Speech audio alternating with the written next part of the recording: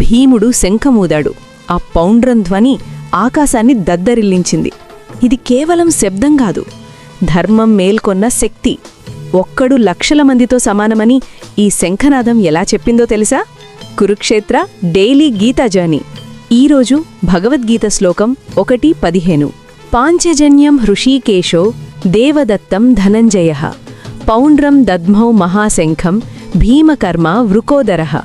కృష్ణుడు పాంచజన్యం ఊదాడు, అర్జునుడు దేవదత్తం ఊదాడు, భీముడు తన మహాశంఖం పౌండ్రాన్ని ఊదాడు.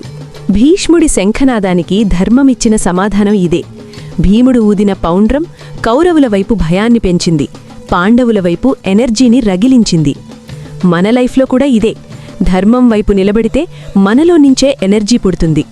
అధర్మం వైపున్న బలం బయట గట్టిగా కనిపించినా లోపల భయమే. టుమారో శ్లోకం 1:16. ఇంకా ఎవరెవరి శంఖాలు ఊదారు? లైక్ చేయండి, సబ్స్క్రైబ్ చేసి బెల్ ఆన్ చేయండి. స్పెషల్ అనౌన్స్మెంట్: కురుక్షేత్రలో మహాభారతం ఫుల్ సిరీస్ స్టార్ట్ అయింది.